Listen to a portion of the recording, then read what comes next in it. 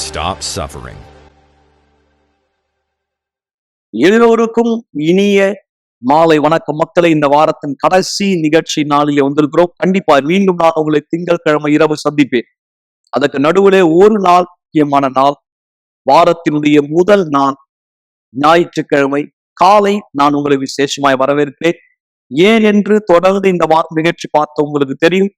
எனக்கு புரியவில்லை என்று நீங்கள் சொன்னால் இந்த வாரம் கண்டிப்பா நீங்க நிகழ்ச்சி பார்த்திருக்க வாய்ப்பு இருந்திருக்காது. ஆனால் இந்த இரவு உங்களுக்கு வாய்ப்பு கொடுக்கப்பட்டிருக்கிறது. உறுதியாக நீங்கள் நம்பலாம்.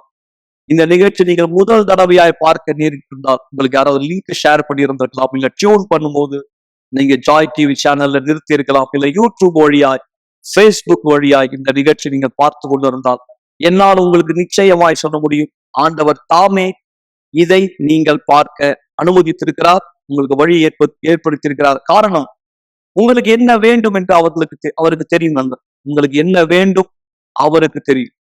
ஒருவேளை உங்க குடும்பத்தாருக்கு தெரியல, உங்க நண்பரால புரிஞ்சுக்க முடியல, நீங்க யாரிடத்துல போய் உங்க சூழ்நிலையை பகிர்ந்துக்கிறீங்களோ அவங்களுக்கு தெளிவாக சரியாக உங்களுக்கு என்ன வேணும்னு புரியல. நீங்க பல நேரம் உங்கள் சூழ்நிலையை விளக்க முயற்சிக்கிறீங்க, உங்க நிலைமையை தெரியப்படுத்த முயற்சிக்கிறீங்க. ஆனால் அவங்களால அதை புரிஞ்சுக்க முடியல, யூகிக்கவும் முடியல. சில பேர் கணித்தாலும் தவறாய் கணிக்கலாம், அல்லது நீங்கள் போய் அவங்களிடத்துல உங்க பிரச்சனைகளை சொல்லுகிற அந்த பட்சத்துல அவங்க அதையே உங்களுக்கு எதிராக அல்லது உங்களை புண்படுத்தும்படியாய் அதை திணித்திருக்கலாம். ஆனால் எது எப்படியோ மறந்து விடுங்க. உங்களுக்கு எங்கெங்க இடத்துல உதவி கிடைக்கல, எங்கெங்க நீங்க அவமானப்படுத்தப்பட்டீங்க, எந்தெந்த இடத்துல நீங்க தள்ளப்பட்டீங்க, புறக்கணிக்கப்பட்டீங்க, அதை பற்றி நாம் இந்த நேரம் யோசிப்பதற்கு அவசியம் இல்லை. அதற்கான நேரமும் நமக்கு இல்லை. இந்த குறுகிய நேரத்துல வாய்ப்பை நான் பிடித்துக் கொள்ள வேண்டும் என்பதை மட்டும்தான் நீங்கள் யோசிக்கும்படி நான் உங்களை ஊக்கப்படுத்துகிறேன். ஏன்னா இது உங்களுடைய வெற்றியினுடைய நேரம். நண்பர்கள், இந்த நிகழ்ச்சி பார்க்கிற உங்களுக்கு நான் சொல்லுகிறேன், இந்த வாய்ப்பு உங்களுக்காக, இந்த நிகழ்ச்சி உங்களுக்காக. இது வெற்றியினுடைய நேரம், உங்களுக்கான பதில்களுடைய நேரம், உங்களுக்கான மாற்றத்தினுடைய நேரம். இப்போ ஏன் இந்த நேரத்துல முடிந்து போனதை நம்ம யோசிச்சு நேரத்தை வீணாக்கிட்டு இருக்கிறோம்? இல்லை, அதை குறித்து பேசுவதனால என்ன பிரயோஜனம்? நடக்க போவதை யோசிக்கலாம், நடக்க போவதை கவனிக்கலாம். இயேசு கிறிஸ்துவினுடைய தன்னுடைய மகளுடைய சூழ்நிலையை கொண்டு வந்த ஒரு தந்தை அவரோட சம்பாஷணை செய்து கொண்டிருக்கிற நேரத்துல திடீரென்று ஒரு வேலைக்காரன் ஓடி வந்து ஒரு துக்கமான தகவலை சொன்னான். உங்களுடைய குமாரத்தி மரித்து போனார், இனி ஆண்டவரை வருத்தப்படுத்த வேண்டாம், தொந்தரவுபடுத்த வேண்டாம். இயேசு உடனே, சரி நீ போய் ஆக வேண்டிய காரியத்தை பாரு, தைரியமாறு, மனசை தளர விடாத. இல்லை, அது மனுஷனுடைய வார்த்தை. நண்பர்கள், கண்டிப்பாய் நண்பர்களோ உறவினர்களோ நேசக்குரியவர்களோ நமக்கு முன்பின் தெரிந்தவர்களோ கண்டிப்பா அதுதான் சொல்வார். கவலைப்படாத, வருத்தப்படாத, இனி நம்ம முன்னோக்கி போனோம், வாழ்க்கைன்னா அதுதான். என்ன செய்யறது? இதுதான். ஏன்னா அவங்களால அதுதான் முடியும், வேற என்ன முடியும்? அவங்களால வேற என்ன சொல்ல முடியும்? அவங்களால உங்களுக்கு வேற எவ்விதத்துல ஆறுதல் சொல்ல முடியும்? ஆனால் இயேசு கிறிஸ்து சர்வ வல்லவராயிருப்பதினால், ஜீவனாயிருப்பதினால், விசுவாசிக்கிறவர்களுக்கு பலன் கொடுப்பவராயிருப்பதினால், அற்புதங்களின் தேவனாயிருப்பதினால் அந்த மனுஷனுடைய கவலையை நிறுத்த அவர் சொன்ன வார்த்தை இதுதான். பயப்படாதே, விசுவாசம் உள்ளவனாயிரு, நீ குமாரத்தி பிழைப்பாள். அதேதான் நான் உங்களுக்கு சொல்லுகிறேன். வருத்தப்படாதிருங்க, விசுவாசம் உள்ளவர்களாயிருங்க. உங்கள் சூழ்நிலை மாறும், உங்கள் வாழ்க்கை மாறும், நீங்கள் குணமாவீர்கள், உங்கள் குடும்பத்தினர் மாறுவார், நீங்கள் இந்த கடனிலிருந்து வெளியே வருவீர்கள், நீங்கள் உங்கள் சொந்த வீட்டை அடைவீர்கள், உங்க வியாபாரத்தை மீண்டும் தொடங்குவீர்கள், உங்களுடைய வாழ்க்கை மாற தொடங்கும், உங்கள் வாழ்க்கை வளர்ச்சியை நோக்கி செல்லும், உங்கள் திருமணம் ஆசீர்வதிக்கப்படும், உங்கள் பிள்ளைகள் மனமாற்றம் அடைவார்கள், உங்களுடைய எதிர்காலம் ஆசீர்வாதமான ஒன்றாய் மாறும். நீங்கள் ஒரு நல்ல சரியான ஏற்ற வாழ்க்கை துணையை கண்டடைவீர்கள். எல்லாவற்றுக்குமே நீங்கள் இந்த பாவத்திலிருந்து விடுதலையாக்கப்படுவீர்கள், பரிசுத்த ஆவியினாலே நிரப்பப்படுவீர்கள். ஆனால் வார்த்தை, பயப்படாதிருங்கள், கவலைப்படாதிருங்கள், விசுவாசம் உள்ளவர்களாயிருங்க. நண்பர், நீங்கள் இதை ஏற்றுக்கொண்டால் அந்த தந்தை ஏற்றுக்கொண்டதைப் போல நீங்கள் அதற்கான செயலை காண்பித்தால் அந்த தந்தை காண்பித்ததை போல, இல்ல ஆண்டவரே நீங்க சொல்றது சரிதான், ஆனாலும் மன்னிச்சிருங்க, முடிஞ்சிருச்சு எல்லாமே. நீங்க வந்தும் கூட என்ன ஆக போகுது இனிமேல், முடிஞ்சிருச்சு எல்லாமே, அவ்வளவுதான், என் மகளை இறந்துட்டா, நீங்க போங்க, நீங்க போய் பிரசங்கம் பண்ணுங்க, உங்க வேலையை செய்யுங்க, நான் போய் அடக்கம் பண்ற வேலையை பார்த்தேன். இல்லை நண்பர், அந்த தந்தை இயேசுவை அவர் வீட்டுக்கு அழைத்து சென்றார். இன்னொரு விதத்தில், ஆண்டவரே கடைசி வரை நீங்கள் சொல்வதை நான் செய்வேன், என்ற நீதான் ஜீவன்.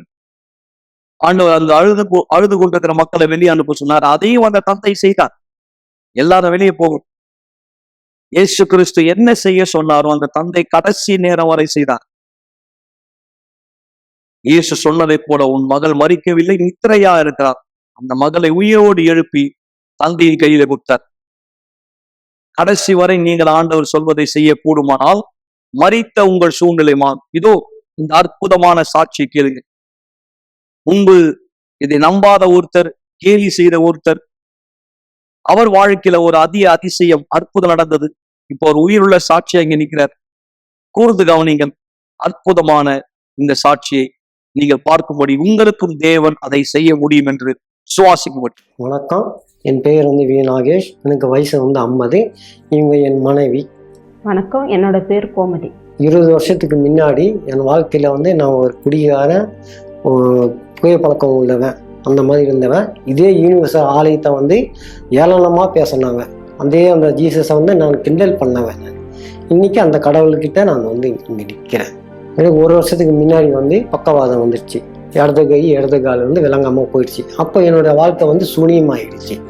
எனக்கு தற்கொலை எண்ணமே வந்துச்சு. இதுக்கு மேலே எதுக்கு வாழ்றது, யார் இருக்கிறா நம்மளுக்கு வாழ்றதுக்காக அப்படின்னு தற்கொலை பண்ணுற அளவுக்கு நான் போயிட்டேன். என் வாழ்க்கை அவ்வளோ ஒரு இருளாக இருந்தது என் வாழ்க்கையில். என்னோட இவர் உடம்பு சரியில்லாமல் இருந்தாங்க. அப்போ வீட்டில் ஒரே வேர்வையாக இது பண்ணிட்டு இருந்துச்சு. சரின்னு சொல்லிட்டு நாங்கள் ராயப்பேட்டாக்கு கூட்டின்னு வந்தோம். டாக்டருங்கெல்லாம் பார்த்தாங்க. பார்த்துட்டு இந்த மாதிரி இவருக்கு வேறு மாதிரி ப்ராப்ளம் இருக்குன்னு சொல்லி எக்ஸ்ரேலாம் எடுக்க ஆரம்பித்தாங்க. எல்லாம் எடுத்துட்டு அவங்களுக்குள்ளேயே நிறைய பேசிக்கிட்டு இருந்தாங்க. அப்புறம் எங்கள் பையனையும் எங்கள் அண்ணாவையும் கூப்பிட்டாங்க. இல்லை நான் தெரிஞ்சுக்கிறேன், எதுவாக இருந்தாலும் என்கிட்ட சொல்லுங்க அப்படின்னு சொல்லிட்டு நானே போய் கேட்டேன். என்னாச்சு சொல்லுங்க, எதுவாக இருந்தாலும்னா, இல்லைம்மா இல்லை நீங்கள் உண்மையை சொல்லுங்கன்னு. இல்லை அவர் சீரியஸான கண்டிஷனில் தான் இருக்காரு, இப்போதைக்கு நாங்கள் எதுவும் சொல்கிற நிலமையில இல்லை, 5 நாள் கழிச்சு தான் நாங்கள் எது வேணாலும் சொல்லுவோம் அப்படின்னு சொன்னாங்க. அதுக்கப்புறம் என் தங்கச்சி வந்தா. அவள் என்கிட்ட சொல்கிறா, அக்கா நீ முழங்கால போட்டு நீ ஜெபம் பண்ணு, நீ ஆண்டவர்கிட்ட கேளு, கண்டிப்பாக மாமா பொழைச்சிப்பாரு, நீ மற்றவங்க யாரும் நம்பாத, நீ அவர்கிட்ட பேசு அப்படின்னு அவள் சொன்னான். அவள் சொல்லும் போது கூட நான் பெருசாக எடுத்துக்கல. சரி, கடவுளைனா எல்லாருக்கும் அவருக்கு தெரியாததா, நம்ம இது பண்ண, நம்ம சொல்லிதான் அவருக்கு நம்ம பிரச்சனை தீர்ப்பாரா அப்படின்னு நினச்சிட்டு நான் இது வரேன். 2 நாள் ஆச்சு, 3 நாள் ஆச்சு, எதுவுமே மாற்றம் இல்லை. 3ஆவது நாள் எனக்குள்ளேயே ஒரு பேசினேன், ஏன் சொல்றத நீ செய்ய மாட்டேன்ற, கேளு, நீ கேட்டா நான் கொடுப்பேன்னு எனக்குள்ள ஒரு இது இருந்துச்சு. சரின்னு சொல்லிட்டு நான் முனகால் விட்டு நான் கேட்டேன். இது மாதிரி அவரை மட்டும், என் 2 குழந்தைங்களோட இவரு எனக்கு ஒரு குழந்தையா நீ எனக்கு கொடுத்துட்டேன்னா நான் உன் ஆழத்துக்கு வரேன், உன்னையே நான் ஏற்றுக்கிறேன் கடவுளே, எனக்கு அவர் முக்கியம், நான் அவரை நேசித்தேன், நான் அவரை அவ்வளோ உயிராக நான் அவரை இது பண்ணிட்டு இருக்கேன், எனக்கு அவர் வேணும் அப்படின்னு சொல்லி நான் கடவுள்கிட்ட கேட்டேன். அதுக்கப்புறமா 3 நாள் கழிச்சுட்டு பெரிய டாக்டர் வந்தார், நரம்பு டாக்டர். இது பண்ணாரு, கையை அசைக்கிறாரு, எல்லாம் செய்கிறாரு. ஆனால் அவருக்கு இருக்கிற ப்ராப்ளம்லாம் அப்படியே தான் இருக்குது. ஆனால் அவர் பேசுகிறாரு. அவருக்கு இருக்கிற ப்ராப்ளத்துக்கு சாப்பிட முடியாது, வாமிட் வரும், மூச்சு விட முடியாது, தும்மல் வரும், இந்த ப்ராப்ளம்லாம் வருமா. ஆனால் அவர் சொல்கிற இவ்வளோ வருது. ஆனால் இவர் நல்லா பேசுகிறாரு, பார்க்குறாரு, எல்லாம் செய்கிறாரு. என்ன அதிசயம்னு எங்களுக்கே தெரியல, இது எப்படின்னு எங்களுக்கு சொல்ல முடியல, இது ஸ்ட்ரோக்குன்னு சொல்ல முடியல, இல்லை வேறு ஏதாச்சும் ப்ராப்ளம்னு சொல்ல முடியலையேம்மா அப்படின்னு சொல்லி திருப்பி ஒரு 2-3 டெஸ்ட் எடுத்தாங்க. அதுக்கப்புறமா அவர் ப்ராப்ளம் என்னமோ அப்படியே தான் இருக்குது. ஆனால் என்னன்னு தெரியல, கடவுளோட இதில் அவர் எல்லாமே அவருக்கு நடந்துகிட்டு இருக்குது, நீங்கள் டிஸ்சார்ஜ் பண்ணிவிட்டு கூட்டின்னு போங்கன்னு சொல்லிட்டு 9ஆவது நாள் வீட்டுக்கு அனுப்பிட்டாங்க. வீட்டுக்கு வந்ததுக்கப்புறம் அவர் இனிமேல் வேலைக்கு போகக்கூடாது, எதுவுமே வருமானம் இல்லை வீட்டில், என் பையனை படிக்க வைக்கணும், என் குழந்தைங்களும் நான் பார்த்துக்கணும், இவரையும் பார்த்துக்கணும், மருந்து செலவு இருக்கணும், 5 லட்சம் கடன் என் வீட்டில் இருக்குது. இந்த மாதிரி நிலைமையில தான் நான் யூனிவர்சல் சர்ச்சுக்கு நான் வந்தேன். இங்கே ஜெபத்தில் கலந்துக்கிட்டேன். கலந்ததுனால இப்போ பூர்ணமாக குணமாயிடுச்சு. என் கை கால் எல்லாம் என் வேலையை நானே செஞ்சுக்கிறேன். யாருடைய தெய்வம் இல்லை, ஆண்டவனுடைய தெய்வத்தினால என் வேலையை நானே பூர்ணமாக செஞ்சுக்கிறேன். நான் இன்னைக்கு காலையில் நான் தனியாகவே வாக்கிங் போகிறேன், வீட்டுக்கு வரேன், எல்லாமே நான் செய்கிறேன். இது கடவுளுடைய அனுகிரகம். இன்னைக்கு என் கணவர் வந்து குணமாயிட்டாரு, நல்லபடியாக இருக்காங்க. ஆனால் இருந்தாலும் என் குடும்பத்துக்கு வந்து வருமானன்றது எதுவும் இல்லை. என்ன பண்ணுறது ஏது பண்ணுறதுன்னு முழிச்சிட்டு இருக்கும்போது அதுக்கப்புறமா தான் என்னோட பணமே எனக்கு ஆண்டவர் வந்து வர வச்சுட்டு அதில் வந்து நான் வந்து சின்னதாக ஒரு கடை எடுத்து சொந்தமாகவே நாங்கள் வாங்கினோம். வாங்கிட்டு அதில் உள்ள பணம் சம்பாரிச்சுக்கிட்டு தான் இன்னைக்கு என் குடும்பத்துக்கு எங்கள் வீட்டுக்காருக்கு மருந்து செலவுலேருந்து கடன்லேருந்து என் பிள்ளைங்களுக்கு வந்து ஃபீஸ்லேருந்து எல்லாத்தையுமே அதுலேருந்து தான் எனக்கு கடவுள் எல்லாமே வழி நடத்திட்டு இருக்காரு. அந்த கடை வச்சும் எனக்கு வருமானம் பத்தாம இருந்தது. இப்போ ஒரு 10 நாளா எனக்குள்ளேயே ஒரு போராட்டமாவே இருந்துச்சு. அதுக்கப்புறமா நான் கடவுள்கிட்ட கேட்டேன், இதை நான் எப்படி மேல்படுத்தணும்னு கேட்டதுக்கு எனக்குள்ளேயே ஒரு சின்னதா யோசனை வந்துச்சு. சரி, இதை செஞ்சா நம்மளுக்கு இன்னும் கொஞ்சம் கை காசு வருமானு சொல்லிட்டு போன சனிக்கிழமை தான் நான் அதை ஆரம்பிச்சேன். அதை ஆரம்பிச்சப்போ வந்து எனக்கு மீறி வருமானம் வந்து நான் எதிர்பார்க்காத வருமானத்தை ஆண்டவர் எனக்கு கொடுத்துருக்காரு. அதை வச்சு இப்போ முழுமையா என்னோட பிரச்சனை எல்லாம் முடிஞ்சதுக்கு அப்புறமும் வீட்டுல வந்து நான் காசை வந்து எடுத்து வைக்கிற அளவுக்கு எனக்கு கடவுள் வந்து என்ன ஆசீர்வாதம் வச்சிருக்காரு. அந்த அளவுக்கு அற்புதமா கொண்டு வந்திருக்காருன்னா அது கடவுளோட விருப்பம்.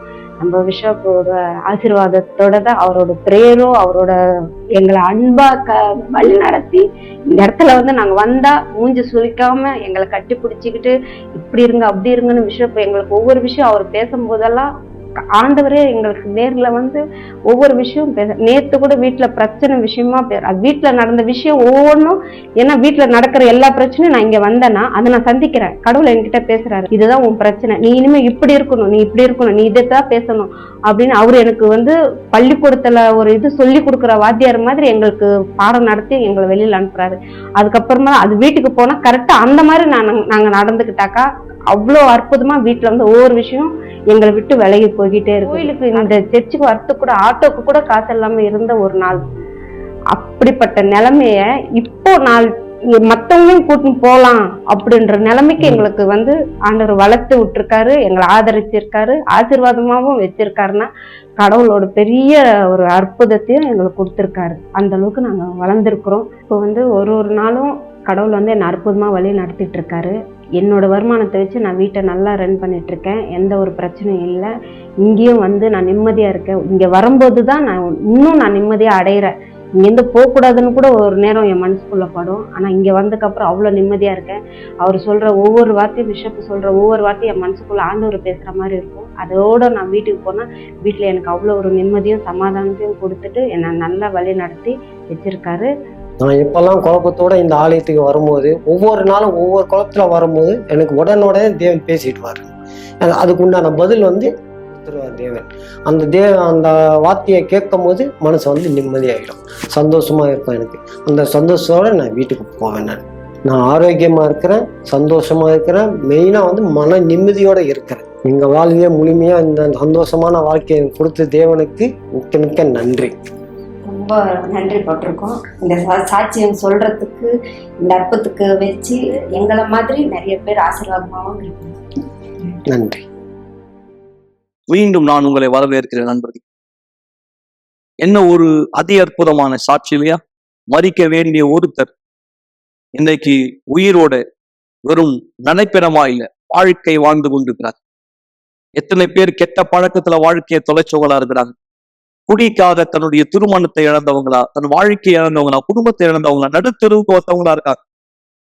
ஒரு காலகட்டத்துல ஒரு நல்ல தகுதியில இருந்து இன்னைக்கு நடுத்தெருவுக்கு வந்திருக்காங்க. கெட்ட பழக்கம் வாழ்க்கையை சீரழித்து விட்டது, உங்க வாழ்க்கையை பறி கொடுக்கிற அளவு. ஆனாலும் நான் சொன்னேன் அல்லவா, நீங்கள் ஆண்டவர் வார்த்தையை கடைசி வரை சொல்லிக் கொடுத்தால், விசுவாசம் உள்ளவர்களா இருந்தால் உங்களுக்கும் அற்புதம் நடக்கும். மிஸ்டர் சதீஷ் அவருக்கு நடந்ததை போல கூர்ந்து சாட்சியை கவனிங்கள். இப்படிப்பட்ட ஒரு நிலைமையில நீங்கள் இருந்தால் இது உங்களுக்கான வாய்ப்பு நண்பர்கள். கெட்ட பழக்கம் எனக்குள் வளர துவங்கியது. குடிப்பழக்கம் படிப்படியாக அதனுடைய நிலைமையானது இன்னும் இன்னும் இன்னும் மோசமடைந்தது. நான் ஒவ்வொரு நாளும் குடித்தே ஆக வேண்டும் என்ற ஒரு கட்டத்துக்கு வந்து விட்டேன். நான் அவர்கிட்ட சொல்லியிருக்கேன், நீங்கள் இந்த மாதிரி குடிப்பழக்கத்துக்கு அடிமையாக இருந்தீங்கன்னா நான் உங்களை விட்டு போயிடுவேன். என்னுடைய அண்ணனோட வீட்டுக்கும் அக்காவோட வீட்டுக்கும் நான் அடிக்கடி போயிடுவேன். என்னுடைய அண்ணன் இவர்கிட்ட பேச வருவார், ஆனால் இவர் அதிகப்படியான குடிப்பழக்கத்துக்கு அடிமையாக இருந்தார். அதனால நான் விவாகரத்து செய்யணும்னு நினச்சேன். அதிகப்படியான குடிப்பழக்கத்துக்கு அடிமையாக இருந்தார், அதை என்னால் தாங்க முடியல. வாழ்க்கையானது கால்வாய்க்குள்ளே செல்வதை போல இருந்தது.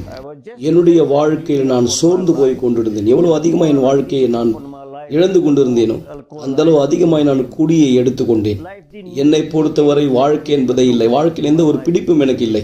மன அழுத்தம், கெட்ட பழக்கம். நான் செய்வினை எடுக்கிற இடத்துக்கும் போயிருக்கேன், எப்படியாவது அவர் குடிக்காம இருக்கணுங்கிறதுக்காக. மனைவி பூசாரிகளை அழைப்பால் அநேக ஏராளமான தொகை பணம் நான் அதற்காக செலவு செய்வேன். ஆனால் எதுவுமே ஒழுங்காய் நடைபெறவில்லை. எதுவுமே நான் விரும்பியதை போல நான் செல்ல வேண்டிய பாதையில் எதுவும் ஒழுங்காக செல்லவில்லை.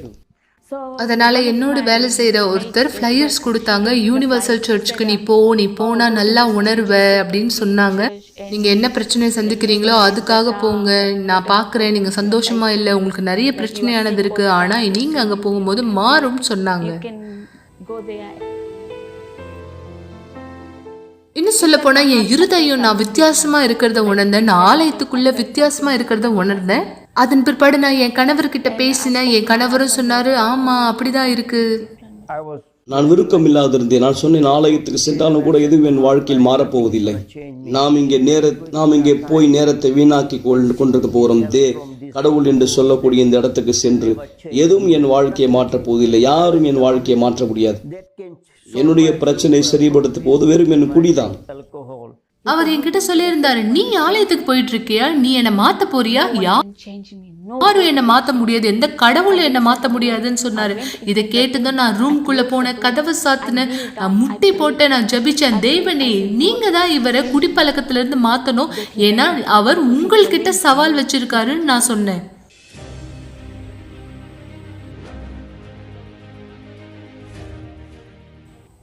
அவர் குடிப்பழக்கத்தை நிறுத்தின பிற்பாடு எப்பெல்லாம் அந்த குடியை எடுக்கிறாரோ அவர் வாந்தி எடுக்க ஆரம்பிச்சார். ஒரு நாள் நான் தீர்மானித்தேன், இந்த குடிப்பழக்கத்துக்கு ஒரு முடிவை ஏற்பட்டே ஆக வேண்டும். இல்லை, ஒரு வழி உண்டு. எனவே நான் ஆலயத்துக்கு சென்றேன், கூட்டங்களை கலந்து கொள்ள துவங்கினேன். இங்கே போதகர்கள் சொன்ன அந்த வார்த்தையின்படியே நான் கீழ்ப்படிய தீர்மானித்தேன். அப்பொழுதுதான் தேவன் என்னை தொட்டார். நான் சுஸ்தமானேன். என்னுடைய எல்லா விதமான கெட்ட பழக்கத்திலிருந்து விடுதலை பெற்றேன். நான் பரிசுத்த ஆவியினால் அபிஷேகத்தை பெற்றுக்கொண்டேன். என் மேலாக இருந்த அந்த பாரம், என் மேலாக இருந்த அந்த சுமை, அது என் வாழ்க்கையிலிருந்து மறைந்து போனது. அந்த தருணம் முதல், அந்த நேரம் முதல் என்னுடைய கண்ணோட்டம் மாறியது, பார்வை மாறியது. ஏதோ ஒரு இருள் என் கண்ணை விட்டு விலகினது போல அந்த நேரம் முதல் நான் எல்லாவற்றையும் தெளிவாய் பார்க்க துவங்கினேன். நான் பார்க்கும் விதம் மாறியது. என்னுடைய உள்ளத்தினுடைய விருப்பங்கள் மாறியது. நான் ஆலயத்துக்கு வருகிற சமயம் நான் அப்படியே வெளியிலே மற்ற மக்களை பார்க்கும் பொழுது என்னை போல ஒரு சமயத்திலே மன அழுத்தத்தோடு பாரத்தோடு இருந்த என்னை போல ஆலயத்துக்கு வருகிற மக்களை நான் இப்பொழுது ஆலயத்துக்குள்ளே பார்க்கும் பொழுது, வெளியிலே மக்களை நான் அப்படியே பார்க்கும் பொழுது எனக்கு அந்த அளவு ஆசை இருக்கிறது. நான் இந்த மக்களுக்காக ஏதாவது செய்ய வேண்டும், அவர்கள் இந்த பழக்கத்திலிருந்து நிலைமையிலிருந்து வெளியே வரும்படி என்று. என் வாழ்க்கை முற்றிலுமாக மாறியது. கர்த்தர் எனக்கு ஒரு வியாபாரத்தை கொடுத்தார். இன்றைக்கு இந்த கொரோனா வைரஸ் காலத்தினால் அநேக வியாபாரங்கள் மூடப்பட்டு விட்டதானால் எங்களுடைய வியாபாரமானது செழிப்படைந்து கொண்டிருக்கிறது. நாங்கள் மேலும் மேலும் மேலும் அநேக கான்ட்ராக்டுகளை பெற்றுக் கொண்டிருக்கிறோம். இந்த விடுமுறை நாட்களிலும் கூட நாங்கள் சில நேரங்கள் மட்டுமே ஓய்வெடுக்கிறோம், சில நாட்கள் மட்டுமே. உடனே மீண்டும் வியாபாரத்துக்கு செல்ல வேண்டியிருக்கிறது. என்றால் அந்த அளவு வியாபாரங்கள் வந்து கொண்டிருக்கிறது. நாங்கள் ஓய்வெடுத்தால் அதை எங்களால் சரி செய்ய முடியாது. அநேக கான்ட்ராக்டுகள் எங்களுக்கு அந்த அளவு வந்து கொண்டிருக்கிறது. மேலும் இந்த குடி பழக்கம், எல்லா விதமான அந்த மன அழுத்தம், இது எல்லாமே முடிந்து போன கதை தான். எங்கள் வாழ்க்கையில் எல்லாம் பழைய கதை என்று தான் இப்போது நான் சொல்ல முடியும். அது எல்லாமே புதைக்கப்பட்டு விட்டது, பழைய வாழ்க்கை. இன்றைக்கு நான் இப்போது இங்கே புது சதீஷாய் பேசிக் கொண்டிருக்கிறேன். இப்ப நாங்க 2 பேருமே சந்தோஷமா இருக்கோம். நான் அவர் கூட ஒன்னா இருக்கேன். முன்னாடி என்ன நடந்ததோ அதை நான் எப்பயும் மறந்துட்டேன். எங்களது வாழ்க்கையில் எங்களுக்கு கிடைத்த மிக பெரும் ஆசீர்வாதம் பரிசுத்த ஆவியானவருடைய அபிஷேகம். பரிசுத்த ஆவியின் மூலமாக ஒரு குடும்பமாக, ஒரு ஆலயத்திலே உறுப்பினராக ஒன்றாக இணைந்து ஆண்டவராக இயேசு கிறிஸ்து எங்களை பூமிக்கு அதற்கு அனுப்பினார அந்த நோக்கத்தை எங்களால் கைப்பற்ற முடிகிறது, அடைய முடிகிறது. இந்த 2 சாட்சிகள் உங்களுக்கு நான் முன் வைத்திருப்பது ஒரு ஆதாரம். இன்னொரு ஆதாரம், கவலைப்படாதிருங்கள், விசுவாசம் உள்ளவரா இருங்கள், உங்கள் வாழ்க்கை மாறும். இந்த வருஷத்தினுடைய 2வது மாதம் நான் சொல்லுகிறேன், உங்கள் வாழ்க்கை மாறும். ஏன் நீங்கள் ஞாயிற்றுக்கிழமை காலை வர வேண்டியது அவசியம்? அது குறித்த ஒரு சாட்சியின் தொகுப்பை உங்கள் காண்பிக்க போகிறேன். ஞாயிற்றுக்கிழமை காலை, நாளை காலை 9:30 மணிக்கு விசேஷமாய் இங்க என்ன செய்து கொண்டிருப்போம் அதை நீங்கள் பார்ப்பதற்கு முன்பாய் நீங்கள் ஒருவேளை இந்த நிகழ்ச்சி புதிதாய் பார்க்க நேரிட்டிருந்தால் யூனிவர்சல் ஆலயத்தில் ஒவ்வொரு நாள் நடைபெறுகிற நிகழ்ச்சியினுடைய அட்டவணை கூர்ந்து கவனிக்கும்படி விரும்புகிறேன். தொடர்ந்து நாம் இந்த வீடியோவை கொஞ்ச நேரத்தில் பார்க்கலாம். ஒவ்வொரு நாளும் தீர்வுகள், ஒவ்வொரு நாள் பிரச்சனைகளுக்காக. ஏனெனில் எல்லா பிரச்சனைகளுக்கும் ஒரு தீர்வு உண்டு. ஒவ்வொரு நாளுக்கும் ஒரு சிறப்பு ஜெபம் உண்டு. திங்கட்கிழமை உங்கள் பொருளாதாரத்திற்கான ஜெபம், செவ்வாய்க்கிழமை பரிசுத்த குணமாக்குதலின் கூட்டம், புதன்கிழமை ஆவிக்குரிய வளர்ச்சி மற்றும் வேதாகம பாடம், வியாழக்கிழமை குடும்பத்திற்கான ஜெபம் மற்றும் அன்பின் வாழ்க்கைக்காக, வெள்ளிக்கிழமை விடுதலைக்கான ஜெபம், சாபங்களை உடைக்க மற்றும் எதிர்மறையான சக்திகளை வேரோடு அழிக்க, சனிக்கிழமை தீர்க்க முடியாத வழக்குகளை சரிபடுத்துவதற்கான ஜெபம், ஞாயிற்றுக்கிழமை தேவனோடு உடனான தொடர்பு மற்றும் குடும்பத்திற்கான ஜெபம். இதுதான் யூனிவர்சல் ஆலயத்தில் நாளை காலை நடைபெற போகிறது. நீங்கள் யார் வருவீர்களோ விசுவாசத்தோடு உங்களுக்கும் இது நடைபெறும். எனக்கு எந்த சந்தேகம் இல்லை. எல்லா முயற்சி எடுங்க நண்பர்கள். வாழ்க்கை முடித்துக் கொள்ள எல்லா முயற்சி எடுக்க முடியுமானால் வாழ்க்கை கட்ட எல்லா முயற்சி எடுங்க. இந்த அற்புதமான சாட்சியின் தொடரை பாருங்கள். நாம் தொடர்ந்து நிகழ்ச்சியில முன்னோக்கி செல்வதற்கு முன்பாய்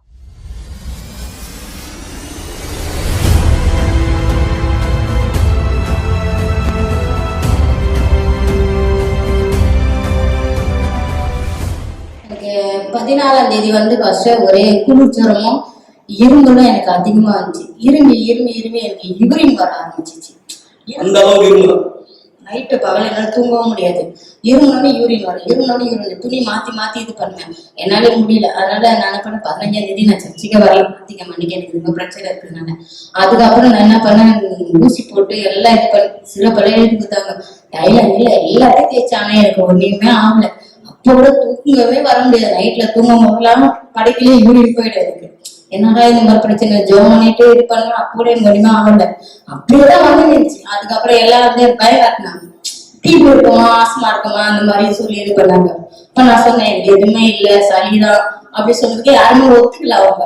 அதுக்கப்புறம் நான் என்ன பண்ணேன், 2-3 டாக்டர் கிட்ட பிரைவேட்ல பார்த்தேன். செட்டாவே அவளை சரி ராயப்பட்டிக்கு போறேன் சொல்லி போனேன். அவங்க போனதுக்கு எதுவுமே இல்லம்மா, நார்மலா இருக்கு அப்படின்ட்டாங்க. ஆனா அந்த இரும்பு நிக்கல. இங்க வரும்போது கூட எனக்கு அப்படிதான் இருந்துச்சு எனக்கு. ஆமா. அதுக்கப்புறம் இந்த தண்ணி குடிச்சதுக்கு அப்புறம் எனக்கு அந்த இருமலும் வரல, எனக்கு ஒண்ணுமே வரல. எவ்வளவு நேரத்துல தண்ணி குடிச்சு எத்தனை நாள் சரியாச்சு? எனக்கு அந்த நிமிஷம் எனக்கு சரியா போச்சு. ஆலயத்துல இங்க சரியாச்சு, இங்கே சரியா போச்சு. அதுக்கப்புறம் எனக்கு வரவே இல்லை. ஒரு வாரம் இருமுறை எனக்கு மாத்திரையே போடலாம், எதுவுமே போல, எல்லாத்தையும் போட்ட குப்பில இருக்கு. ஆமென். இந்த 6 மாசமா வந்து மோஷனும் போவாது. ரொம்ப கஷ்டப்பட்டு மோஷன் போவாது. இந்த தண்ணி வாங்கி குடிச்சேன். நீங்க மாத்திரை எடுத்துட்டீங்களா? முன்னாடி டாக்டர் போனீங்களா?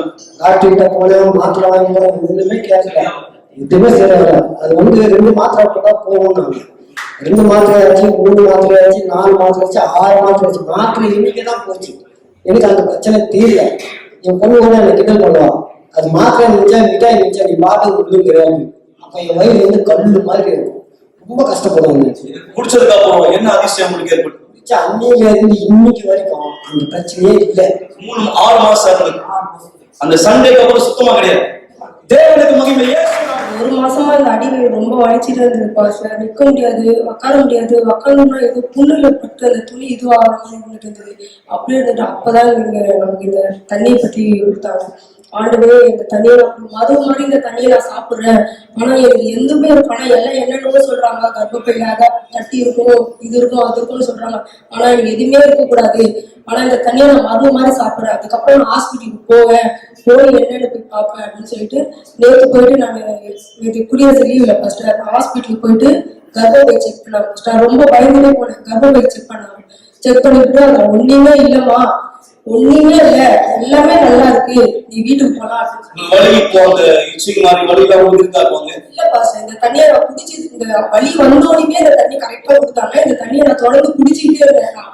மாத்திரையும் நான் போட மாட்டேன் பாஸ்டர். நான் ஊசியில கூட ஹாஸ்பிட்டல் போடுவேன். ஆனா எனக்கு மாத்திரையும் கொடுக்க கூடாது.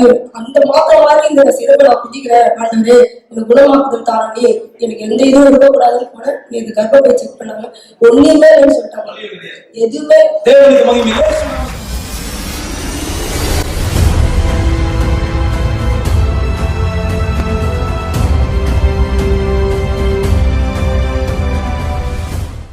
நல்லது மக்களே, இந்த பாடல் ஒலிக்கிற தருணம் நீங்கள் தண்ணீரை ஆயத்தப்படுத்திக் கொள்ளுங்கள். உங்கள் வீட்டில் தயாரா இருந்தான நாளை நீங்கள் இந்த ஆசீர்வதிக்கப்பட்ட அபிஷேகத்தின் தண்ணியை பெறப்போகிறீர்கள். உங்களுக்கான பாட்டிலை முன்பதிவு செய்ய தொடர்பு கொள்ளுங்கள். விவரங்களுக்கோ விளக்கங்களுக்கோ விலாசத்திற்கோ நேரத்தை பற்றிய தகவலுக்கோ உடனே தொடர்பு கொள்ளுங்கள். ஒரு ஊழியக்காரர் தயாரா இருப்பார் உங்கள் அழைப்பை ஏற்க, அல்லது வாட்ஸ்அப்ல நீங்க செய்தி அனுப்பலாம். உங்களுக்கான வழி வாய்ப்புகள் இல்லை என்றால் வாட்ஸ்அப்ல செய்தி அனுப்புங்கள். லைன் பிஸியா இருந்தாலும் வாட்ஸ்அப்ல செய்தி அனுப்புங்கள். கண்டிப்பாய் உங்களை தொடர்பு கொள்வோம். உங்க ஜெப விண்ணப்பத்தை அனுப்பலாம். ஆனால் கண்டிப்பாய் என்னுடைய ஆலோசனை வந்து பாருங்க, வந்து வல்லமையை பெற்றுக்கொள்ளுங்கள். இந்த நேரத்திலே சற்று நேரத்திலே நாம் ஜெபத்திலே ஒன்றிணையலாம்.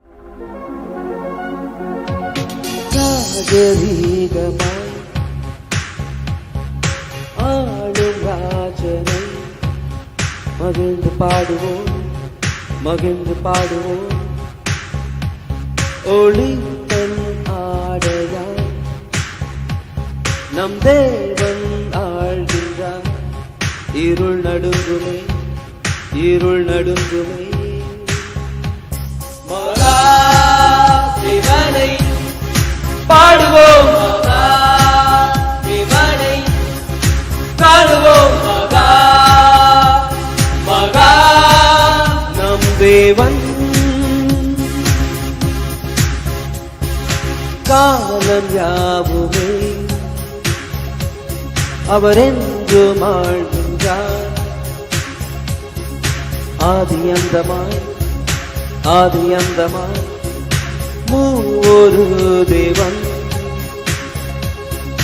தந்தை ஆவி சுதன் ஆட்டுக்குட்டியாய் ராஜசிங்கமாய் மகா தேவனை பாடுவோம், மகா தேவனை காணுவோம். மகா மகா நம் தேவன்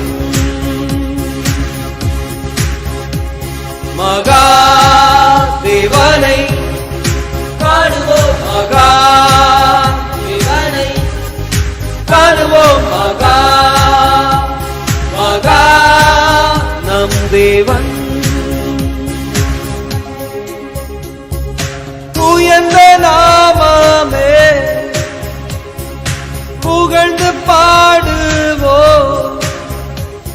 என் இதயம் பாடுமே தேவனை.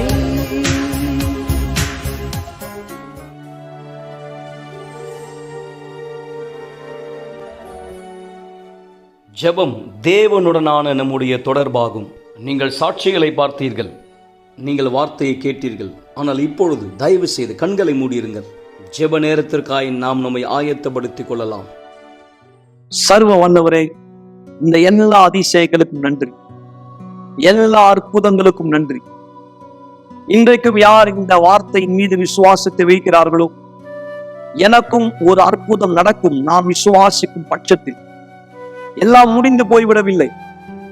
அதான் அந்த தந்தைக்கு நீ சொன்னீர், பயப்படாதே, விசுவாசம் உள்ளவனாயிரு, மகள் பிழைப்பார். யாரெல்லாம் தன் வாழ்க்கையை முடிந்து விட்டதா நினைத்துக் கொண்டிருக்கிறார்களோ, இனி எந்த நன்மையும் எனக்கு இல்லை என்று யார் நினைத்துக் கொண்டிருக்கிறார்களோ, அவர்களுக்குள் இருக்கிற அந்த தயக்கத்தை, சந்தேகத்தை, தாழ்வு மனப்பான்மையை, உணர்ச்சிகளை நான் இயேசுவின் நாமத்தினால் கடிந்து கொள்கிறேன், கட்டுகிறேன், வெளியேறும்படி கட்டளையிடுகிறேன். தேவனை இவர்களை தயார் கொடு. எல்லா தடைகளை மீறி தீர்மானத்தோடு உதவியை நோக்கி வருவார்கள். அடுத்த சாட்சியாய் இவர்களை மாற்றும் ஆண்டவரே, நல்ல சாட்சியாய் இந்த குடும்பங்களை, இந்த தம்பதியரை, இந்த வீட்டை, இந்த வாழ்க்கையை, இந்த தண்ணீரை நான் ஆசீர்வதிக்கிறேன். தண்ணீரை பற்றி பேசும்போது நாளை ஜீவ தண்ணீரை பெற்றுக்கொள்ள வரப்போகிறவர்கள் மீதும் வல்லமை அறிக்கை செய்கிறேன். இந்த ஜெபத்தை கேட்டு பதில் கொடுப்பதற்காக உமக்கு நன்றி செலுத்துகிறேன். ஆண்டவராகிய இயேசுவின் மகிமைக்குரிய பெயரால் ஆமென். ஆசீர்வாதமான ஒரு இரவா இருக்கட்டும். நண்பர்களே, நாளை நீங்கள் எங்கள் சிறப்பு விருந்தினர் காலை 9:30 மணி. தேவனும் அனைவரை ஆஸ்வதிப்பாராக. செல்லுவார். கவலைப்படுவதை நிறுத்துங்கள் என்ற நிகழ்ச்சியை பார்த்து கொண்டிருப்பதற்கு மிக்க நன்றி. கூட்டம் முடிந்த பிற்பாடும் நீங்கள் எங்களை தொடர்பு கொள்ளலாம். மறந்து விடாதீர்கள், எங்களுடைய எண் 9384638738. நன்றி.